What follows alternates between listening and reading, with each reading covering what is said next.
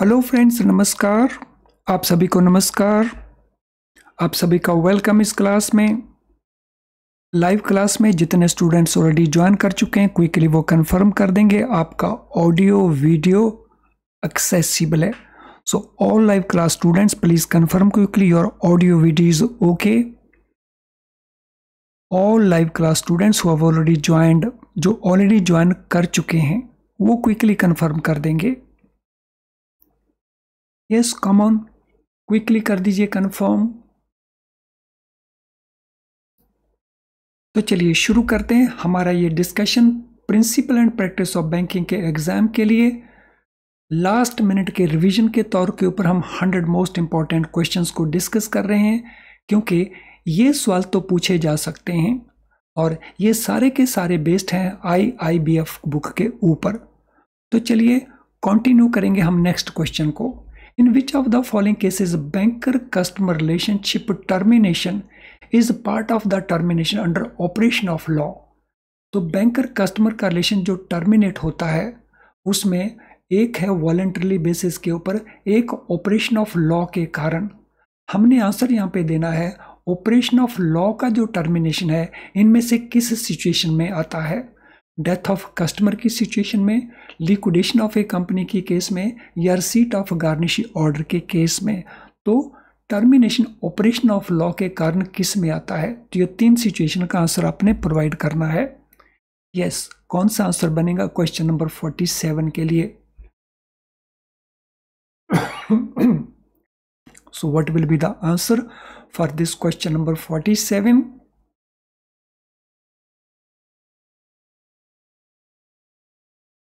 So here the answer will be, so death of customer, yes. Liquidation of a company, yes.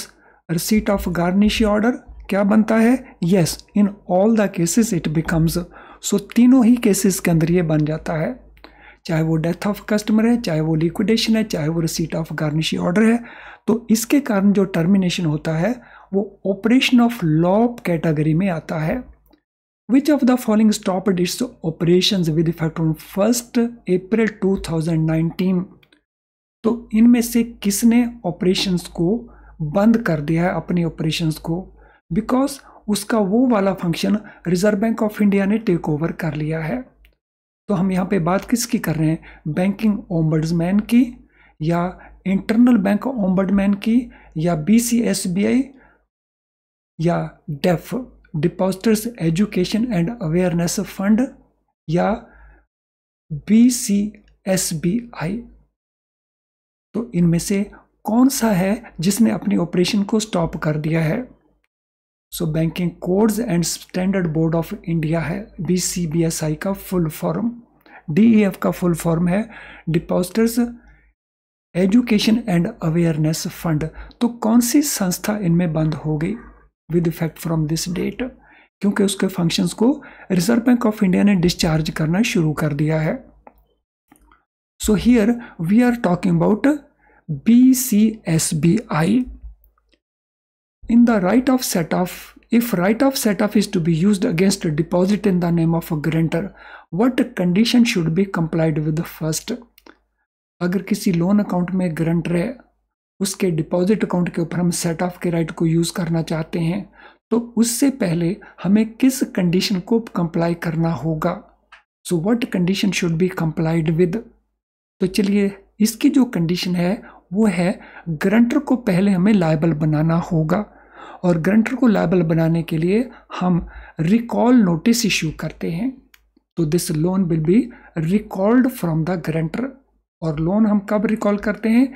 When borer defaults. तो borer के default के बाद हम guarantor से ये पैसा मांगते हैं, तो गारंटर उसके लिए लायबल बन जाता है। Only then this right of set off can be used.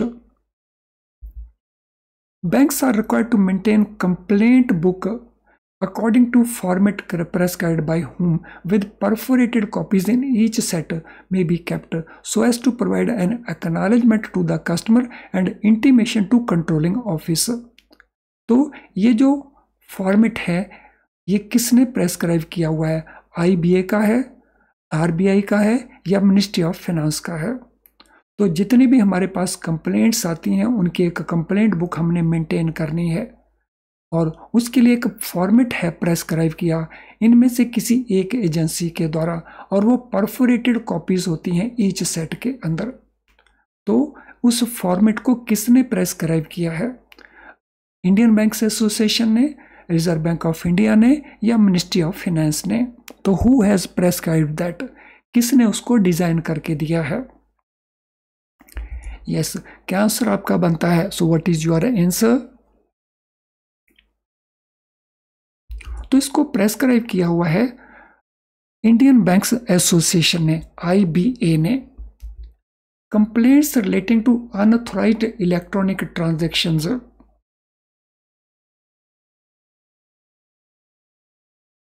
should be resolved and the liability of the customer, if any, established within the timeline specified in the bank's board approved policy, but this timeline cannot be more than this from the date of receipt of the complaint and customer should be compensated according to RBI guidelines. So अगर customer का complaint है unauthorised electronic transactions को लेकर के तो उसका resolution किया जाना है और कस्टमर की लायबिलिटी को फिक्स किया जाना है। अगर कोई उसकी लायबिलिटी बनती है तो उसके लिए हर बैंक की जो बोर्ड अप्रूव्ड पॉलिसी है उसमें एक टाइमलाइन लिखी होती है। वो टाइमलाइन कितनी है और उस टाइमलाइन को अगर फॉलो नहीं किया जाए तो हमें कस्टमर को कॉम्पनसेशन देनी पड़ती है। आरबीआई के डायरेक्शन के मुताबिक हमने बतानी है वो टाइमलाइन क्या है, यानी वो मैक्सिमम पीरियड क्या है। So that maximum period is 90 days, 90 दिन वो ज्यादा से ज्यादा पीरियड है। Which of the following schemes have been merged in integrated ombudsman scheme? Integrated ombudsman scheme 2021 की स्कीम है। इसमें बैंकिंग ओम्बड्समैन स्कीम को, एनबीएफसी ओम्बड्समैन स्कीम को, ombudsman for electronic transaction scheme को या सभी को मर्ज किया गया। तो आपको बताना है ये आंसर, इनमें से किन स्कीम्स को इसमें मर्ज किया गया है। Question number 52। सो उन स्कीमों का नाम क्या है? Banking ombudsman scheme, NBFC ombudsman scheme, ombudsman for electronic transaction scheme या सारी की सारी। So what will be our answer?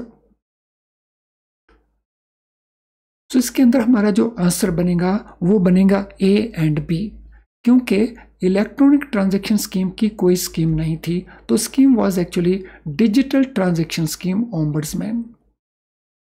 तो इसमें इस वर्ड ने हमें गड़बड़ करवा दिया, तो it is A and B. और अगर यहाँ पे डिजिटल ट्रांजैक्शन होता तो वो भी इसके अंदर मर्ज हुई, यानी टोटल 3 स्कीमें मर्ज हुई जिसमें ए एंड बी है plus ombudsman for digital transaction scheme है। Beneficial owner in case of a company is a person holding more than how much of capital? तो कंपनी के केस में हम किसको कहेंगे बेनिफिशियल ओनर? जिसके पास कंपनी की कैपिटल का किससे ज्यादा शेयर होल्ड किया हुआ हो। तो यहाँ पे हमने वो परसेंटेज बतानी है। सो कितने परसेंट है वो in case of a company? So company के केस में at present it is 10% according to new guidelines. Old guidelines के मुताबिक इट वाज 25%। तो इसी तरह से ही पार्टनरशिप के केस में जो 15 थी, ट्रस्ट के केस में जो 15 थी, तो वो भी अब 10% हो गई हैं, यानी ये सारी की सारी अब 10% हो गई हैं। What is name of RBI's portal for filing complaints under Integrated Ombudsman Scheme 2021? RBI की जो ओम्बड्समैन स्कीम है उसमें जो कंप्लेंट्स फाइल होनी है उस पोर्टल का नाम क्या है? What is name of that portal? Friend, उस पोर्टल का नाम है cms.rbi.org.in। तो ये उस पोर्टल का नाम है जहां पे ये कंप्लेंट्स फाइल हो सकती हैं। Which bank gets protection under section 131A of negotiable instrument act? तो यहाँ पे सेक्शन का ध्यान रखना है। सेक्शन 131A NI एक्ट, इनमें से किस बैंक को प्रोटेक्शन मिलती है? पेइंग बैंक को, ड्रॉई बैंक को, कलेक्टिंग बैंक को या रीइम्बर्सिंग बैंक को। तो हमने बताना है प्रोटेक्शन इनमें से किस बैंक को मिलती है, यानी सेक्शन 131 प्रोटेक्शन में इनके साथ किस बैंक से एसोसिएटेड है। Question number 55। So what is the answer to question number 55? तो सेक्शन 131A, यस, क्या आंसर बनता है? क्विकली कोशिश करें आंसर देने की।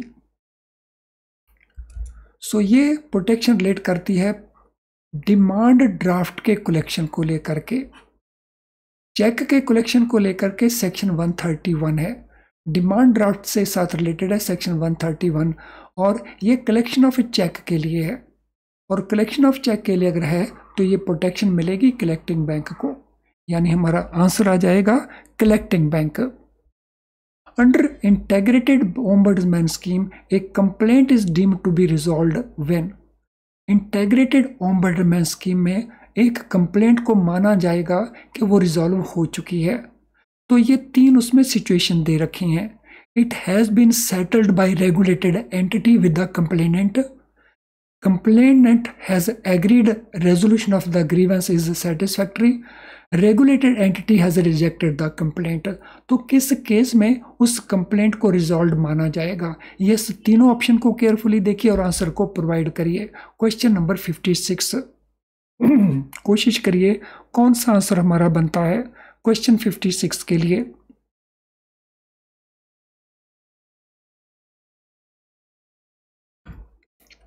So what will be the answer for question number 56? It has been settled by regulated entity with the complainant। तो ये तो रिजॉल्व मान लिया जाएगा कि उसने बैंक ने सेटल कर लिया है कस्टमर के साथ मिल करके। B, complainant has agreed for resolution grievance satisfactory, customer मान गया कि वो सेटिस्फाइड है, तो ये भी मान लिया जाएगा। रेगुलेटेड एंटिटी ने इसको रिजेक्ट कर दिया है, तो इस केस में इसका रेजोल्यूशन नहीं माना जाएगा, यानी रेजोल्यूशन माना जाएगा ए और बी के केस में। सो सी में अगर कस्टमर कंप्लेंट को विड्रॉ कर लेता है वॉलंटरली, तो फिर उसको रेजोल्यूशन मान लिया जाएगा। Well functioning panchayats can function as business correspondents, business facilitators, both या दोनों में कोई भी नहीं। अगर वेल फंक्शनिंग पंचायत्स हैं गांव के अंदर, तो वो इनमें से बिजनेस कॉरस्पॉन्डेंट के तौर के ऊपर, बिजनेस फैसिलिटेटर के तौर के ऊपर, या दोनों के ही केसेस में, या नन। तो what will be your answer? Question number 57। So they can function as,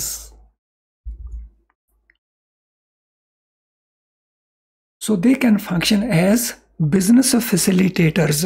वो बिजनेस फैसिलिटेटर के तौर के ऊपर फंक्शन कर सकते हैं, बिजनेस कॉरस्पॉन्डेंट के तौर के ऊपर वो फंक्शन नहीं कर सकते हैं। So these are RBI guidelines. A term deposit can not be issued only without pre maturity cancellation. So कौन सा वो टर्म डिपॉजिट है जिसको इशू नहीं किया जाता only without pre maturity cancellation? सो प्री मैच्योरिटी कैंसलेशन के बगैर उसको इशू नहीं किया जा सकता। वो इंस्ट्रूमेंट कितनी वैल्यू का होगा, यानी एफडी जो हम इशू कर सकते हैं उसमें दो तरह के हम इशू कर सकते हैं। ये दो ऑप्शन हमारे पास हो सकती हैं, एक with pre maturity payment option, एक without pre maturity payment option. तो हमने यहाँ पे आंसर देना है विदाउट प्री मैच्योर कैंसलेशन की फैसिलिटी हम देंगे तो वो कितनी वैल्यू तक का इंस्ट्रूमेंट है? So this is instrument of value ₹15 lakh और लेस, यानी अगर किसी एफडी की वैल्यू 15 लाख या उससे कम है तो उसमें हमें प्री मैच्योरिटी कैंसलेशन की फैसिलिटी प्रोवाइड करनी ही होगी। उसको without pre mature payment facility हम कैंसलेशन की फैसिलिटी के बगैर इशू नहीं कर सकते। For opening an account Aadhaar number is mandatory requirement for opening saving bank account in the name of which person. Aadhaar number लेना एक मैंडेटरी रिक्वायरमेंट होगा। अगर हमने सेविंग बैंक अकाउंट ओपन करना है, वो पर्सन किस प्रकार का पर्सन हो, जहां पे ये मैंडेटरी रिक्वायरमेंट है। तो अदरवाइज तो नॉर्मल अकाउंट ओपन करने के लिए हम एक ओवीडी लेते हैं जिसमें आधार नंबर भी हो सकता है, लेकिन हमने यहाँ पे मैंडेटरी रिक्वायरमेंट की बात बतानी है। तो किन केसेस में ये मैंडेटरी रिक्वायरमेंट है, जब उसे आधार प्रोवाइड करना होगा। Question number 59। सो मैंडेटरी रिक्वायरमेंट के लिए हमारा है जहां उसने गवर्नमेंट सब्सिडी को अवेल करना है, यानी डीबीटी वाले केसेस। तो where a person want to avail government subsidy, तो उसको आधार नंबर देना एक मैंडेटरी रिक्वायरमेंट रहेगा। A joint saving account of A and B either survivor can be closed on instructions of. एक जॉइंट आइदर सर्वाइवर अकाउंट है A and B का, उस account को हमने क्लोज करना है। तो ये इंस्ट्रक्शन किससे आनी चाहिए, एनी ऑफ देम से या बोथ ऑफ देम से। Question number 60। ए और बी दोनों में से आपको डिसाइड करना है। बता दीजिए किस में से डिसाइड कर रहे हैं आप। तो लाइव क्लास में जितने स्टूडेंट्स ऑलरेडी ज्वाइन किए हुए हैं, तो वो चैट बॉक्स में बता देंगे कि इनमें से ऑप्शन हमारा कौन सा सही बनता है, एनी ऑफ देम या both of them. Friend, account जो क्लोज करना है, अकाउंट क्लोज करने का मीनिंग है कि हमने कॉन्ट्रैक्ट जो किया है उस कॉन्ट्रैक्ट को कैंसिल करना है, उसको टर्मिनेट करना है। और कॉन्ट्रैक्ट को टर्मिनेट करने के लिए सभी पार्टीज को इन्वॉल्व होना होगा, यानी हमारा आंसर बनेगा both of them. Additional compensation up to ₹1 lakh can be awarded under Integrated Ombudsman Scheme. Integrated Ombudsman Scheme में 1 लाख रुपए तक का एडिशनल कॉम्पनसेशन मिल सकता है। और इनमें से किसके कारण मिल सकता है, लॉस ऑफ टाइम हुआ जो कस्टमर का उसके लिए, कस्टमर को जो इनकन्वीनियंस हुआ उसके लिए, कस्टमर जो एक्सपेंसेस इनकर किए उसके लिए।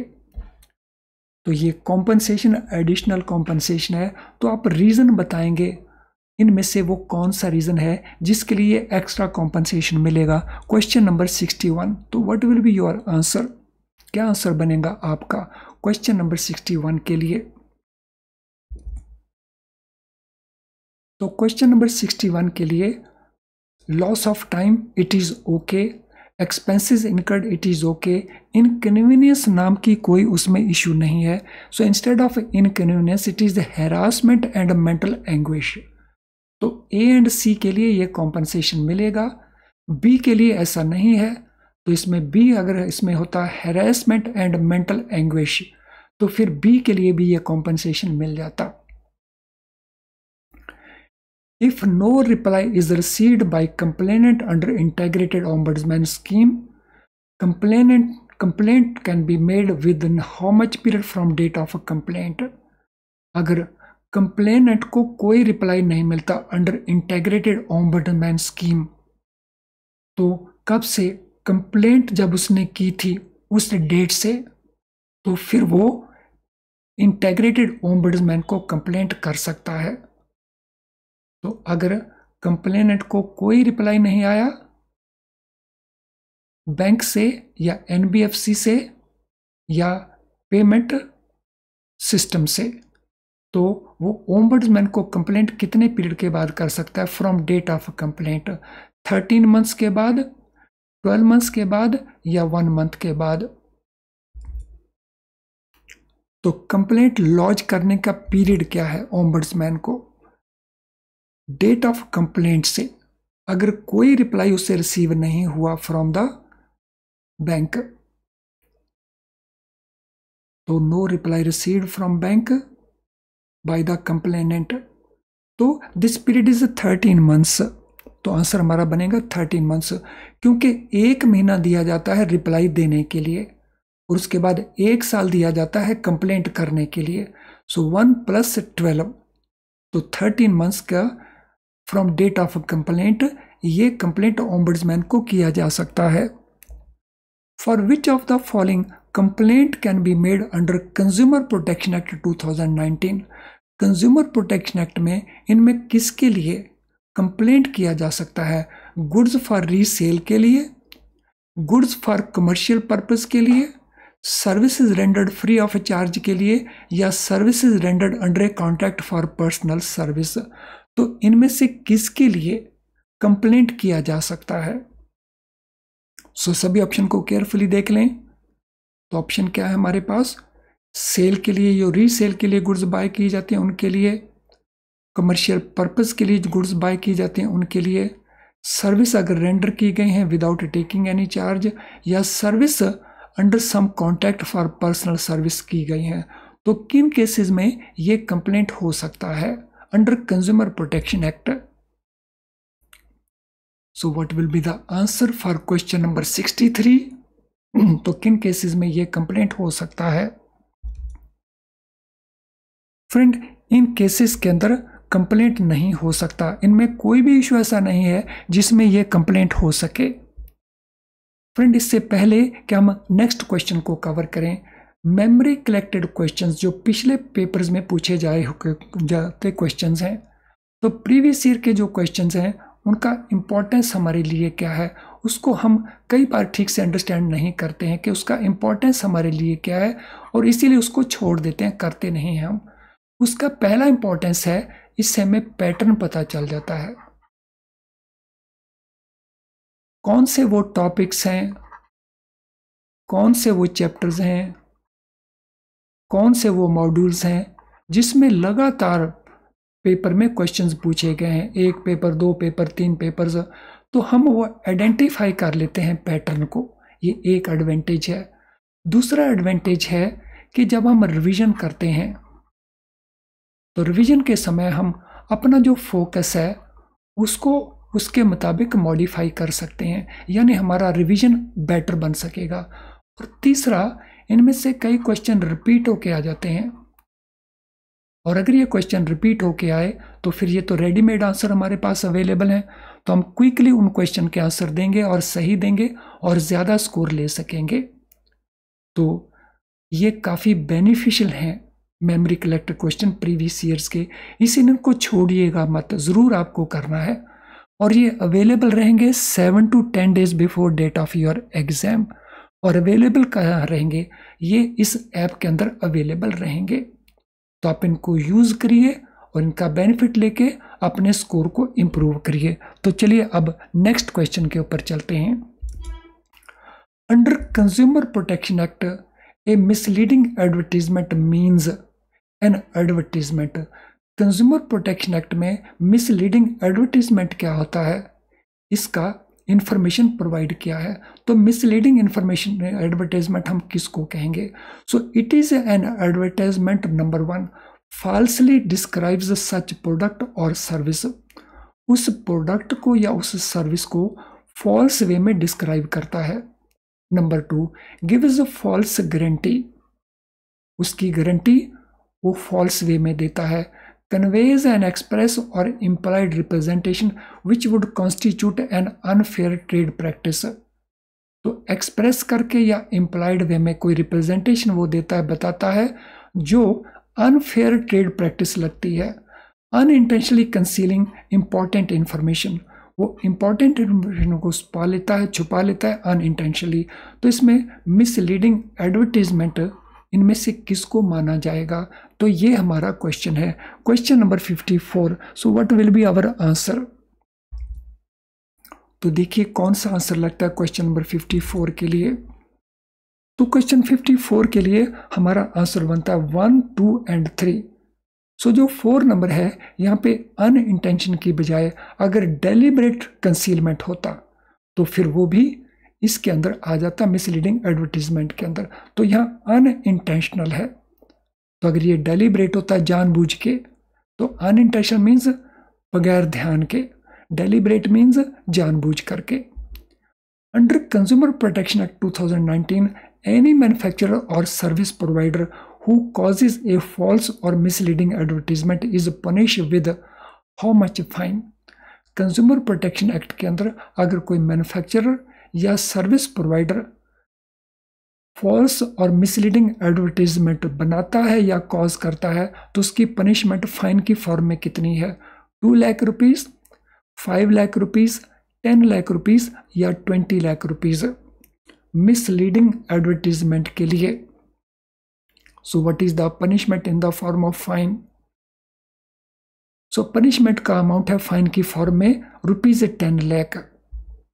What is amount of jurisdiction of district commission under consumer protection act? तो डिस्ट्रिक्ट कमीशन का अमाउंट जुरिसडिक्शन कितना है कंज्यूमर प्रोटेक्शन एक्ट के केस में? सो मैक्सिमम ये 50 लाख तक का है। KYC information should be uploaded on CKYCR portal. सो जो KYC इंफॉर्मेशन ऑब्टेन करते हैं कस्टमर्स के साथ से उसको अपलोड करना होता है इस पोर्टल के ऊपर। टाइम पीरियड कितना है? From date of commencement of account based relationship with the customer, हमने बताना है ये टाइम पीरियड, अपलोड करने का टाइम पीरियड। Question number 67।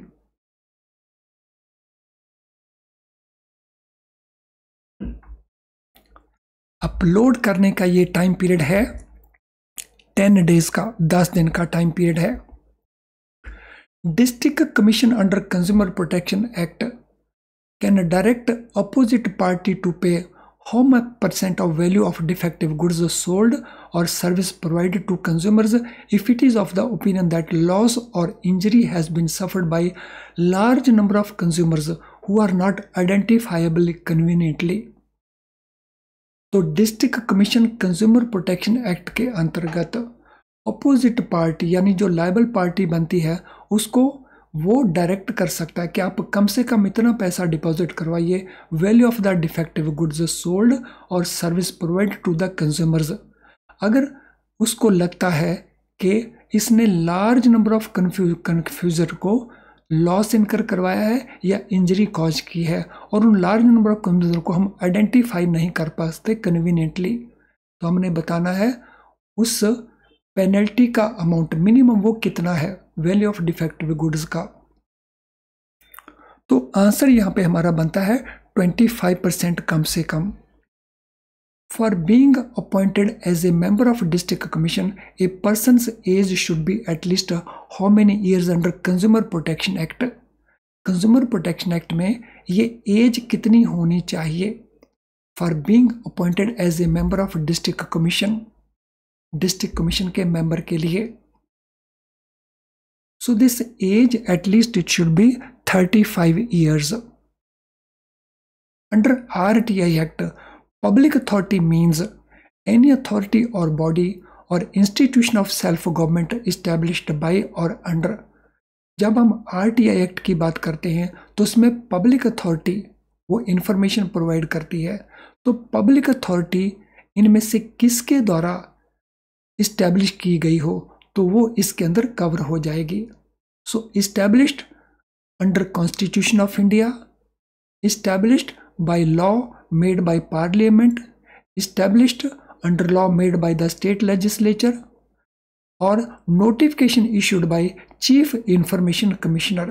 तो हमने बताना है पब्लिक अथॉरिटी जो इस एक्ट में कवर होगी इनमें से कौन कॉन्स्टिट्यूट करता है। क्वेश्चन नंबर 70,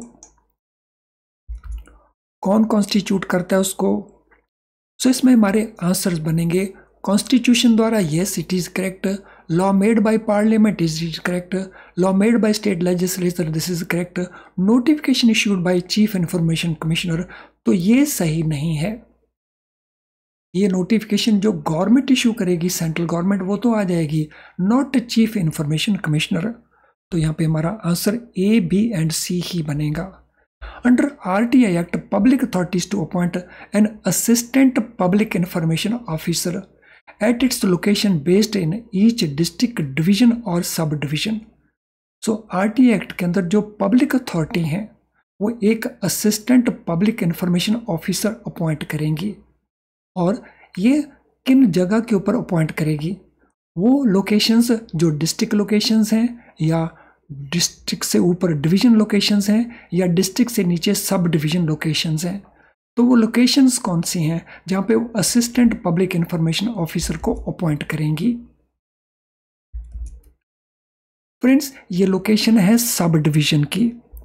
सो जितनी भी सब डिवीजन लोकेशंस हैं उनके ऊपर इनको अपॉइंट किया जाएगा।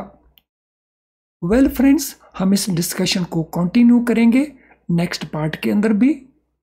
Thank you friends.